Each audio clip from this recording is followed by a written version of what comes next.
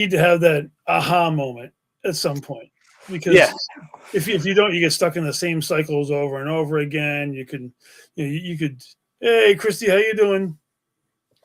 You know, so the castles, when you were over in Romania and you were doing like the following the footsteps of Vlad, was it is the energies over there a lot different than they are over here as far as is like as far as the paranormal, or does it follow like like a linear path? Because I know that you know there's a lot of places you go in like the New England area or other places that have like you kind of get the same vibe. It might be different energies and different people, but you kind of get the same vibe going across. Was Romania like way different than energies you'd experienced over here in the U.S.? Well, yeah, I don't think there's anything demonic, so to say, within the confines of what I've experienced over there. But I would say if I had to take anything from that question, is that I would say that it was felt more historic. Yeah, we have 1500s on in America. Mm-hmm. Of course, if you go into Native American stuff and maybe a little later with like the Viking landings and early kind of travelers, but that stuff's very old over there. It was a romantic state. It was a Roman foothold. They do have some Slavic traditions there. Romania kind of was the breeding ground of the modern day vampire legend, with the Strigoi. Yeah. So you have that feeling there. You have that eerie, like this is old, like walking through a castle that's been there since 1100 is nutso, if not earlier. Going through monasteries that one more so had Vlad Impaler that helped. He didn't build it, but he commissioned it and was there on that at that monastery before his death. Right. But so that eerie feeling is there, right? I wouldn't say that it was any indifferent and beside like the historical value and Yeah. how old it was. Like I would say the most interesting place that had the most like deceiving kind of feeling was Hoyabaka Forest, and there's a lot of elements to the Hoyabaka Forest that throws you off. It's foggy, the trees are all weird. It's in the night you can easily get lost, and it's a maze. But this is also the forest too, where there's in the center there's nothing that grows, which we were able to do like EMF, and EMFs were going off with no phones on.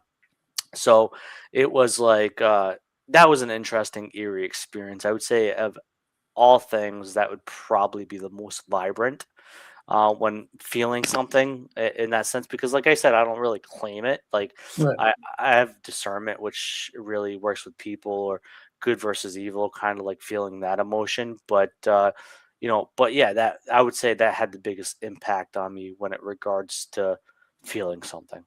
Wow, man, it sounds like a sensory overload. To be honest with you, if I, for somebody like who's like an empath, or some people who have, like the like clairvoyant or things like that, would definitely, it feels like it sounds like it would be like a sensory just overload. Yeah. Yeah, a good person to ask that was with me is my great, she's also on this family network, is my good friend Raven. Oh yeah.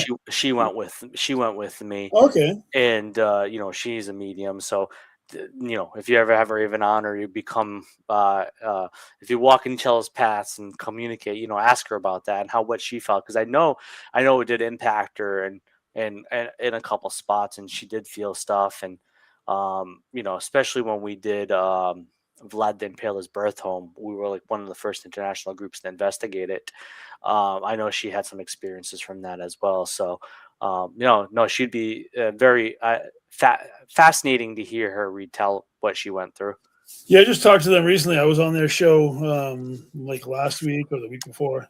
Yeah, too bad you didn't ask that question, but Well, man, I didn't think about talking about it until I was talking about it. I 'Cause know, right? I love seeing all the pictures that you had from Romania when you were traveling over there. You were posting all sorts of great, amazing photos, and I figured this is a topic that you and I really haven't really even talked about in person. So I figured, what the hell, I might as well talk about it live on air, because it's fascinating to me, because you know you you don't get to see those things every day, because those Yeah. places like that aren't in this country for the most part, and No. I'd say the most interesting though, where you felt like kind of like, oh, was that we actually went to a live prison, right? yeah, And outside the live prison is the old prison where they used to stow away old Cold War prisoners of war or political figures like that were anti-Soviet, and that was interesting walking through that and knowing yeah, Brandon. some of the famous people of um, that era or in that area against the Soviet Union Yeah, were in prison there. That was pretty cool too, and but unnerving that you're right next to a live prison. What happens if somebody escapes? Like it's like, oh oh, no! But thankfully that doesn't happen there. And Brandon, really, James the Needle Mosquito. you never know what's going to be said on. Oh, I love Brandon. Me and Brandon talk all the time. He's a gaming nerd like myself, so I talk to Oh, Brandon that's all the cool. time. Yeah, Brandon's a cool cat. Yeah, you know, it really is amazing. Like the paranormal itself, I find fascinating because we're learning new things every day. Hey Jeff, how's it going, brother? Nice to see you. And I've always been under the mindset that we've barely even hit the tip of the iceberg as far as the paranormal is concerned.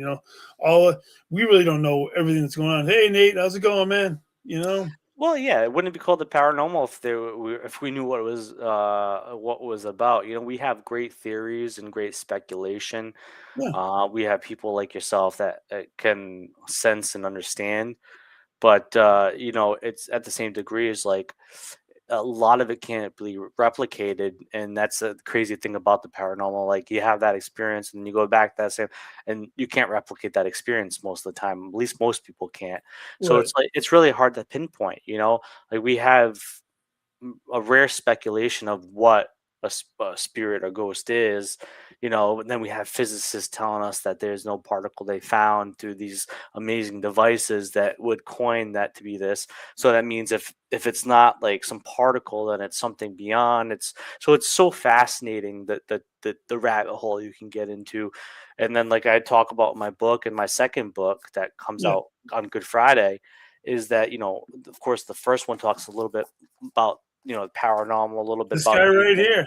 There Yeah, it right. is. Um, and then it also talks about the human mind, but Hey the man, history of demonology talks about like from the cradle of civilization, which is known as Mesopotamia, to modern times. You can see the development and understanding of the paranormal or beliefs in spirit, which kind of date to almost 10,000 plus years, if not older. With our origin point getting older and older, yeah. so it's fascinating the deep dive and realize though throughout all cultures we all have these experiences, and I try to paint that in my book. I don't try to be. I love how you told me um, before the show of how it paints boxes, and then you think outside the box, you think inside the box, you stare at the box, and that's the whole point of the book. It's like it makes you want to think, but it also tries to tell you, hey, the guy that works in Chicago to the Chinese farm boy to the guy in the sugarcane fields in South America, they all have very similar experiences, and to me, that's fascinating. I agree. And for anybody who knows, the name of the first book is The Psychological Dimensions of the Paranormal by my buddy James Neal with a forward from another good friend of mine, Mr. Ron Yacovetti, who Mm. I have him and Lords coming on in May. Really, Um, really great people. they You know, are, man. so your first book, like I told you, I read the majority of it while I was waiting for my wife's surgery to be finished. Like towards the end of last year, I think it was in November, and when I actually get a chance to sit down and read the book. And if you want, tell people a little bit of the details about like what made you decide to write the book, and you give them a little bit of insight on what they'd be looking forward to when if they actually decide to pick it up and give it a go. Yeah, so short and sweet. Psychology is an equal love of mine to demonology and the paranormal. I'm in my current master's program in psychology, 6 classes until I get my master's. I grew up childhood trauma that led me onto this journey. So it's kind of like it's a perfect marriage of all my interests, and I got to put it in a book and give people maybe stuff they knew, but also expand upon it. Maybe give things people didn't know. The whole point of the book was to make you think. It was one of some of the great feedback I've gotten, and they hated me for it, but loved me for it. It was making people think of their experiences and questioning it. And it's not for me to question to like create a taboo out of it again. It's to like, what did I deal with? Kind of self-diagnose it a little bit better. Look at through an outside observation now after dealing with it. And I want people to question. I want people to seek answers or ask a question and then get another question from that question. And that's the merits of the book. So I bled all of it together. Um, and I started realizing something as well in my time doing this, in the concept in a small term, is that as much as I believe sometimes we make ourselves too important as a species, but it truly believes that for there to be a haunting, somebody needs to be haunted, right? There's the human tether is a huge part of spirits, ghost. It's also a good connection to good versus evil in a Christian sense, and even outside of Christianity and other religious beliefs, the human person tends to be the middle person between this battle, through a theological nature of good versus evil. So it's fascinating to me, and that's why I wanted to write the book first, because I wanted to step out of my comfort zone. Um, and most people know me as a demonology guy, and I have that book coming out on Good Friday. But I wanted to step out of my comfort zone. I wanted something to enable me to write. I was on a long hiatus, like I tend to do sometimes in my life, and just disappear. And so I wanted to finally do something for myself that I always told myself that I could do, but I always told myself I couldn't. And everybody else just told me to write books. So I said, in this hiatus, I'm gonna do something that takes me out of that comfort zone, so it pushes me to want to do it. And while writing that book, I was also writing the second book, which is methodical in sense as well, and a little bit more academy, but still pickable up for the average reader, and still able to learn something from it, depending on what reading level you are. But yeah, that's what made me write the first book, out of my comfort zone. And I really love the topic of psychology, and I think it has a great marriage with the paranormal. I know sometimes the science fields, or most of the time the science field, stigmatizes the paranormal, but there are people that don't. There are people that actually really are interested in it, and use true science to try to determine what the paranormal is, and I love that. I think I agree, and I believe that they both go hand in hand. The people who have natural feelings and the people who back it up with actual like Yeah, scientific.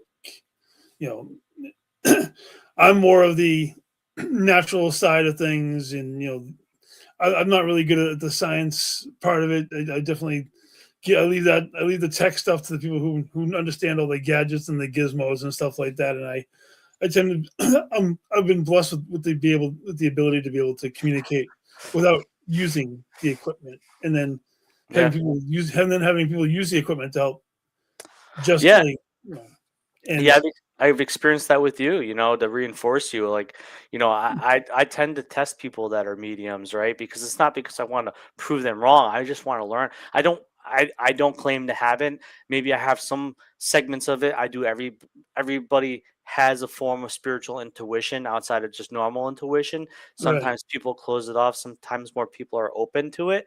But I love testing people and experiencing it. And I've been around you multiple times where we validated through personal experience, through data collection, through Oh, yeah. equipment, and then through you confirming or being the kind of the anchor point of why we dig deeper. And it's fascinating. But yeah, no, people like you are a gem for sure. Dude, you know what? My favorite interaction we had was, "Hey, Christine, how you doing?" Was the USS Salem when I came down there to help you guys do the and when I channeled that spirit. Oh my god, that was insane. that was a hell of a night, no Oh doubt. yeah, oh yeah, it was. It was very striking as for shit that I've had many experiences on.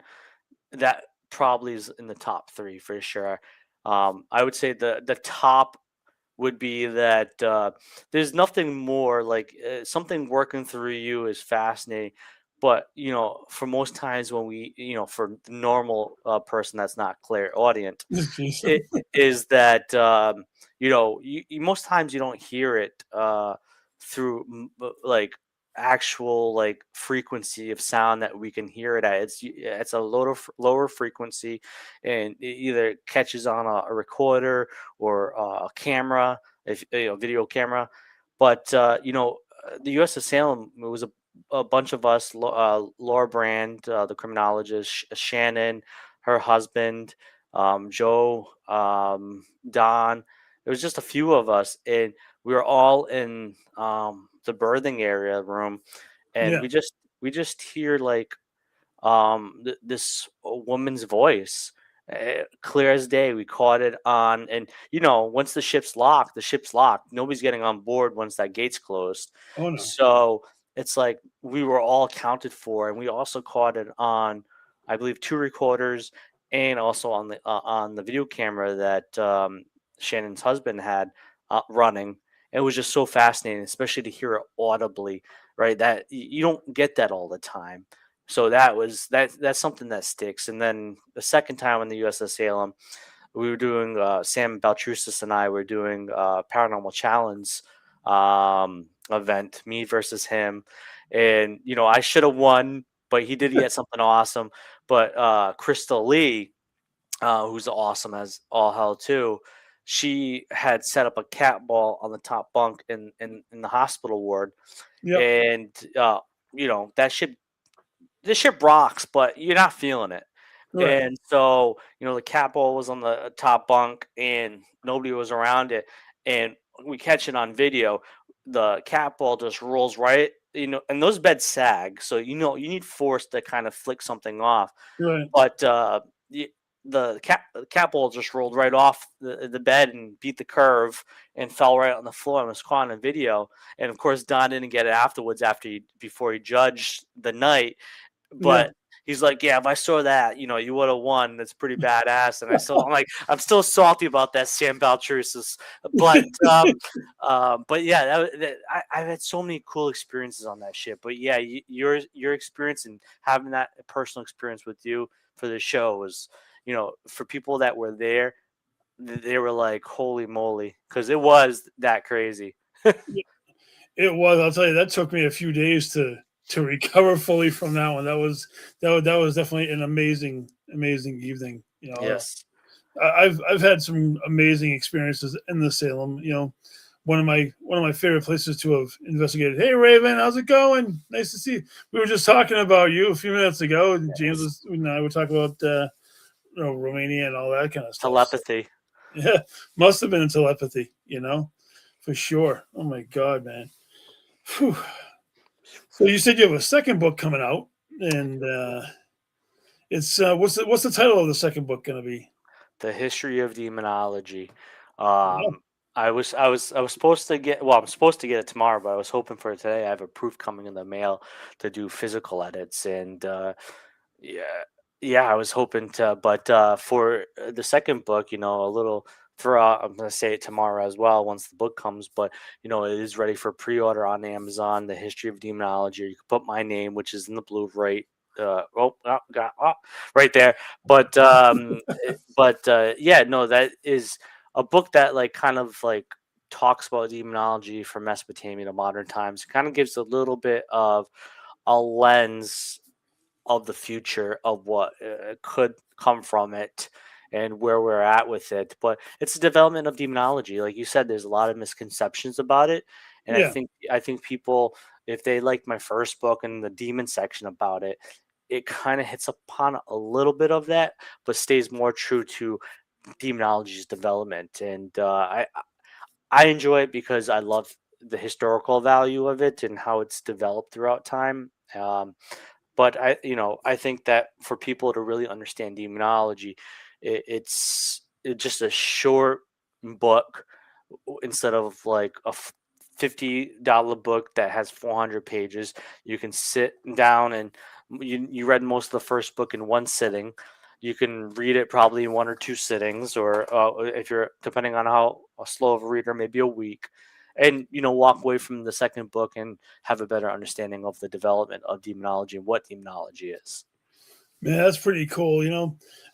I've always wanted to try to write a book. I haven't really gotten that far into it because I don't know. I kind of lose focus real fast on things like that. Oh It's, yeah. it's it's not even easy for me to do that. But yeah, so the paranormal is pretty much.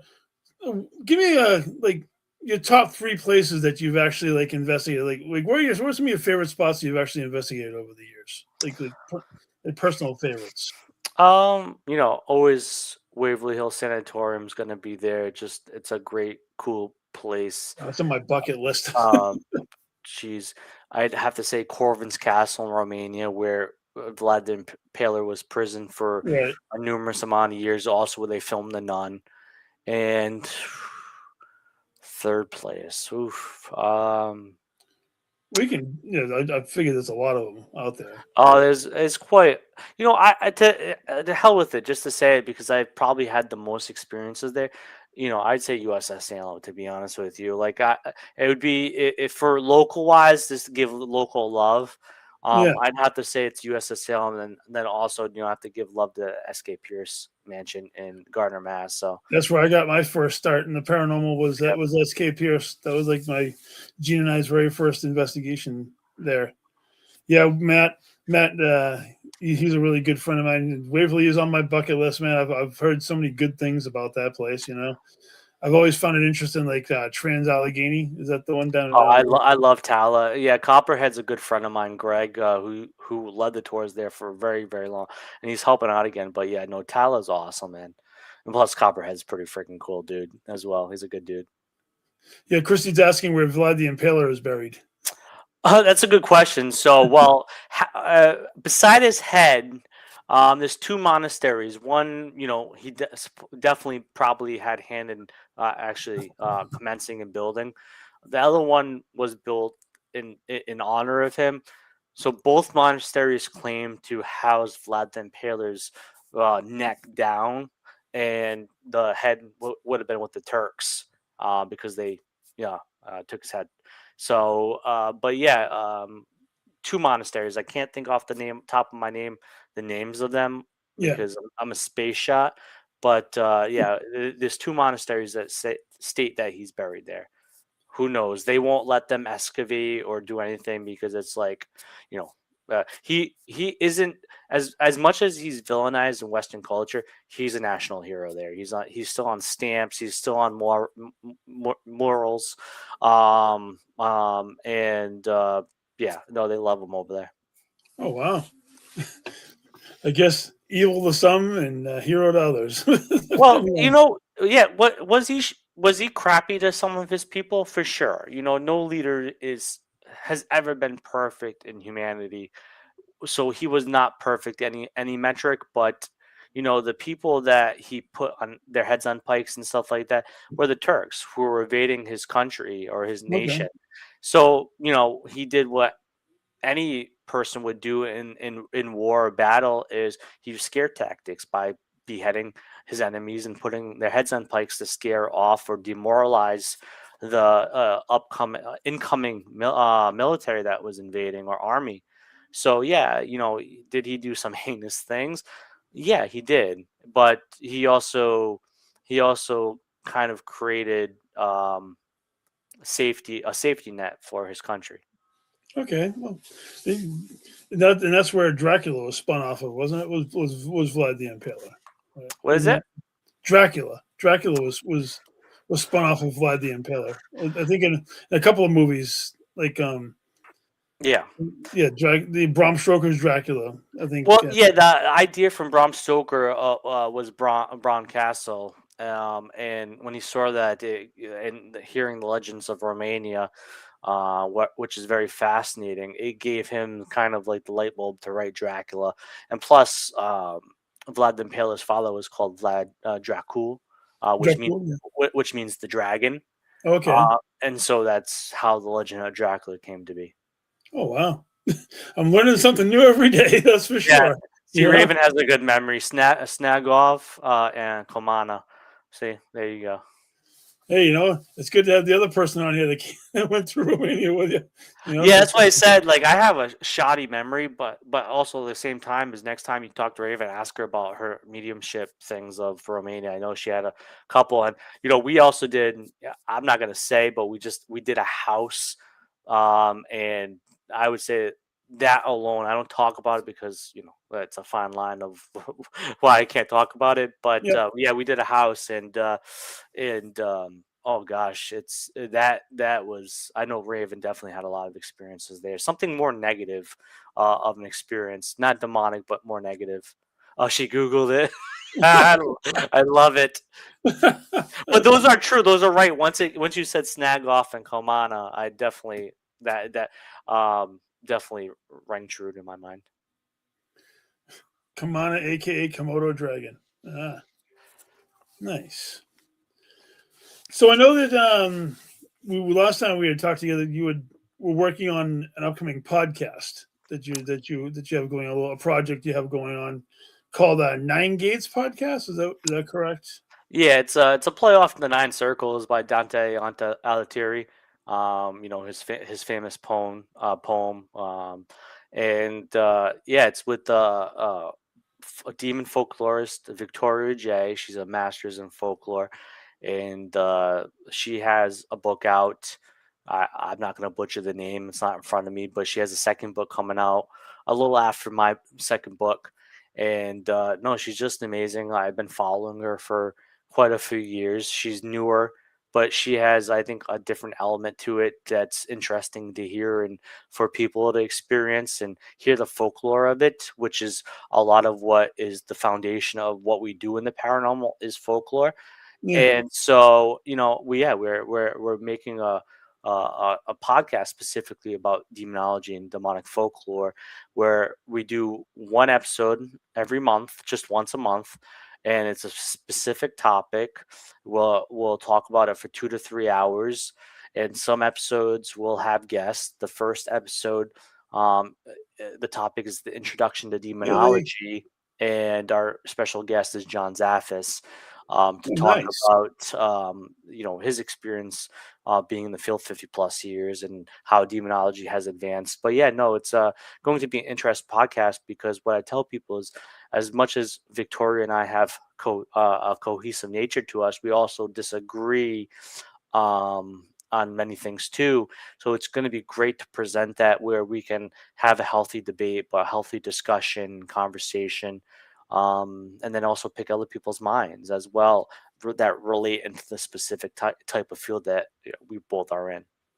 Wow, man, that's pretty cool. Your very first guest is somebody that I have on my bucket list of guests that I actually want to get on my podcast at some point. John Zaffis.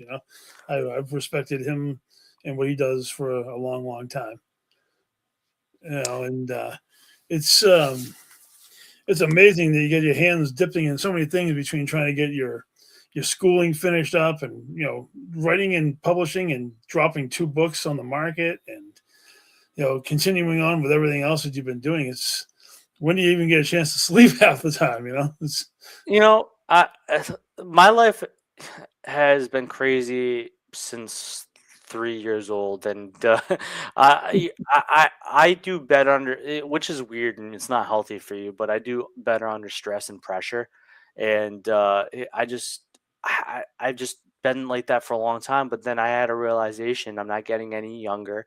Start accomplishing things now and start growing now, and make time for what matters, which is of course family, my kids, absolutely. Celine, and experiencing life through them as well, and but doing what I love, and speaking about it, and yeah, just learning anything that I possibly can, so when my last breath, whenever that is, and hopefully knock on wood that's not for a long time, I can, if I'm cognitive of it, know that I did everything in my power to live a prosperous life.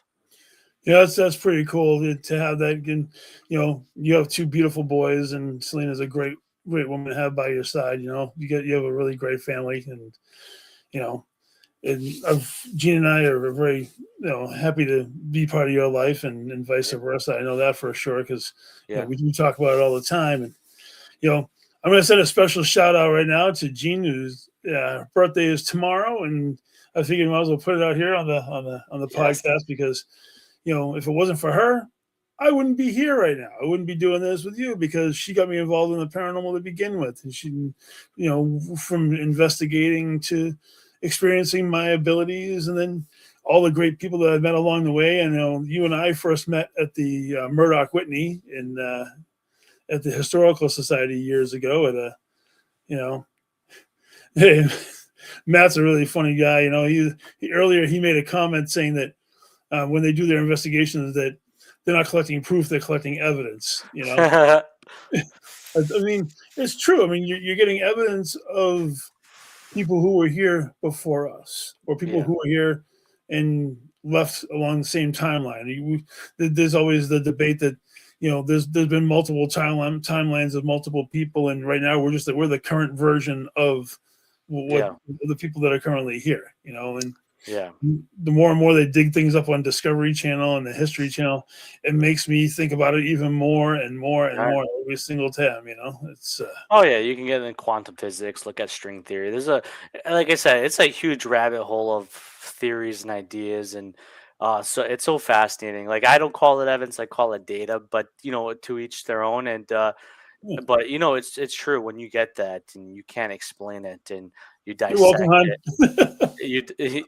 Love you, Gene. I'll send you a nice happy birthday text in the morning, like we always text, the three of us. But no, yeah, it's fascinating the rabbit hole you can because you go down one path, you branch to another whole other spectrum of thought. You have the whole metaphysical realm and philosophy.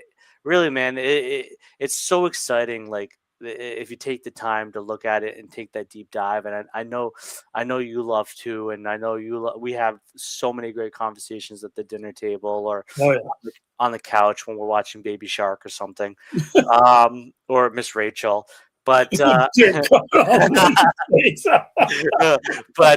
yeah, no, it's an interesting thing.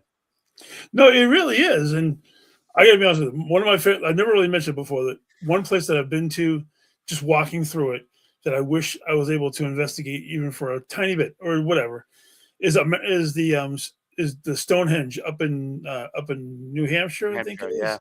yep, Oh my God, man! American Stonehenge.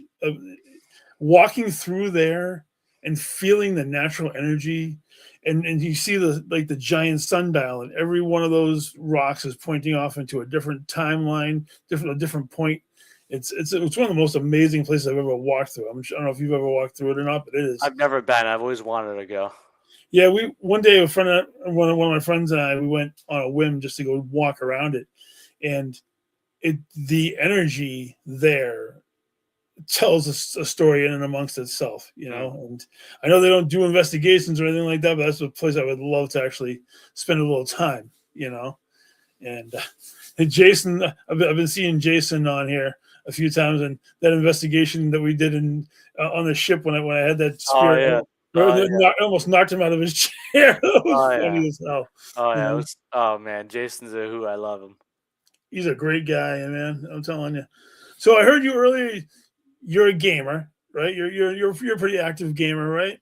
Pretty So active gamer, yes.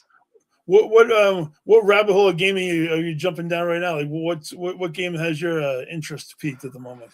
So, I have such a huge backlog, and some of that's thanks to Jason because we game share, and man, that Yeah. guy's a gameaholic. But um, I would say, right now, my geek side, I've been playing Marvel Rivals because I'm competitive, and I just love the Marvel platform. Love the heroes. I used to be a comic guy in my youth, and no, I've just been playing that for the competitive nature. But really, what I'm looking forward to, which has a little bit of deal with the paranormal realm, is this Friday Resident Evil Requiem comes out, and I'm very excited. I know Jason's excited about it, but yes, Resident Evil. It's such a Oh, classic game. I mean, I remember playing the first couple of Resident Evils way back in the day. What was it, PlayStation, or even earlier than PlayStation? I'm not really Yeah. sure when those actually came out. But I Oh, remember, like yeah, early '90s, dude. yeah, like the original Resident Evil, Resident Evil 2, like back in the day before they like branched off to this whole universe, before the movies were made, and before Yeah. the God only knows whatever else has happened in the meantime. And Though what I'm excited about, from my understanding, don't I could be wrong on this, but um, you know, I like all the Evil Dead movies, but the Evil Dead Rises movie was so freaking brutal, but so good. I heard the director of that movie is directing the new Resident Evil movie and has been given creative freedom to, follow kind of the path. But man, if he nails it like he did Evil Dead Rises, it will be such a goddamn good movie. no, was that the one in the apartment building? Is that It the one you're is, referring yeah, to? yes, That was pretty violent. That I'll give that it- its due. You know, oh yeah, it's hard because I like all those like Evil Dead movies. If if Bruce Campbell's not in them, I don't really care about him. I'm trying to be more open to the franchise itself, but Ash is just a legend, yeah, of and course, the he's boomstick, God, my God, him and Freddy are the two funniest guys in horror, and it's just I can watch those movies over and over again just because of the one-liners, of the mannerisms and all yeah, that kind of stuff. It's gotta it's love '80s humor, my man. 80s humor mixed with campy horror Yeah. and amazing characters, obviously. You Yeah, no, know, Ash is great. You know what the great thing about those movies are? They're kind of like a continuum, but they're also like a fresh restart. But there are connections, which is great about it. Like, I didn't mind the one in the cabin. It was a little kind of, but I did love how they kind of transitioned it to be like this is all part of the series.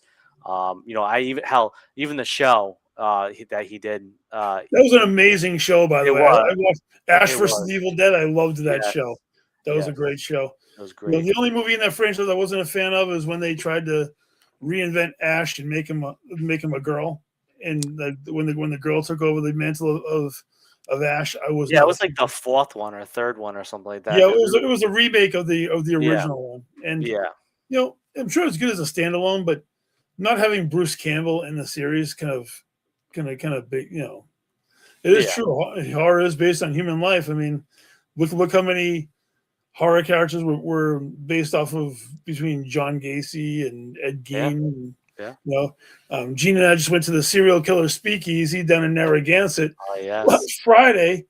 Which, here's a real quick story I think you might find funny. We went to Narragansett to do that serial killer speakeasy, and they had Ed Gein's story. They did John Wayne Gacy's story. They did Jeffrey Dahmer's story, which was probably the best one of all because he was actually dressed like Dahmer. And Ted Bundy was the last one. Uh, We had talked to the owner of the place in Narragansett. He's like, "Yeah, we never get snow down here." 2 days later, they got hit in the jackpot zone, and they had like 2.5, almost 3 feet of snow. I jinx can't even themselves. imagine what those people were thinking when they were like, "Oh yeah, we never get snow down here. Yeah, good Yeah, luck. Here's your jackpot." yeah, yeah. You know? There's your winter storm killer right there. It's a horror movie in itself, right there. You know, Yes. Screw the mist. How about the freaking snow? That's a new movie right there. if you've ever seen the movie Krampus, the one that came out in like 2015, Yes. it the last few days in New England have reminded me of the movie Krampus. Everything was like, covered in 3 feet of snow. You know what was a good movie that just had snow in it? Shockingly better than the first one. The first one to me was a good movie. It was The Black Phone 2. Oh, we did.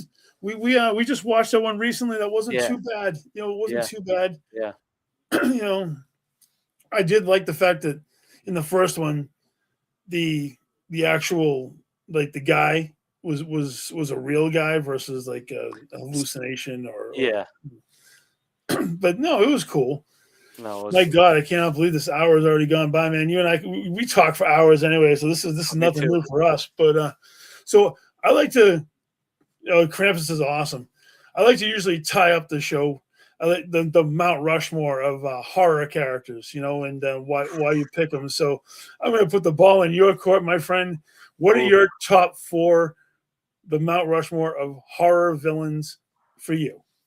Oof, man, that's frigged up, dude. I know, I know. It's just something I find entertaining because your mind can go in so many different directions, and Well, I've always been a Michael Myers guy, so Michael Myers is on there. yep. Frig, I love science fiction, but it's a horror movie. I don't give a crap what anybody says. The Alien from Alien. What a friggin' movie back in the day that was. Oh god.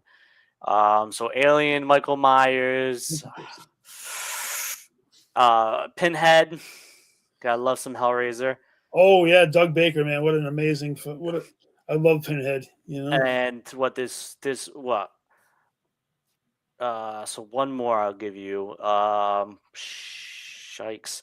I will say it's one of my favorite series. Shockingly, but I would say the old hag from Insidious. oh wow, interesting. I've never heard that one used before. You know, No, it was just how they tied all those movies in. Some were good and some were great and some were downright just watchable, yeah, but awful. I thought how they set that whole movie series up, and and how it's the one demon. I enjoyed that, and I think that it's some of James Wan's best work. yeah, He didn't direct all the movies, but he had involvement with all of them. And I just think that, like, out of all his horror movies, that's probably one of his best series. And the first one was one of the first movies to ever give me that jolt, like, holy shit. It's like, and like caught me off guard. So even though it's not the most scariest movie, there's just that one moment that just like took me over the edge. But yeah, that's what I have to say. But as far as horror movies, I'd say one of my favorite movies is Midsummer. oh wow, there's the one. Yeah, I don't think I've seen it all the way through. I think I started watching it, and my old man brain made me take a nap in the chair, and I think I ended up missing like the back half of the movie, and it just rolled the credits. So I got to go back in and Uh, give it a shot. it's You know? it's a different kind of movie, but it's so fucked up that it's like the first time I ever saw it, this man like, what the hell did I watch? And then the second time I watched it, I'm like, holy shit, this is a great movie, and it's one of my favorite movies that I could rewatch and rewatch and rewatch. But it's hard to do that because I try to have Celine watch it, and yeah, she gargled in fear of the blood. Oof.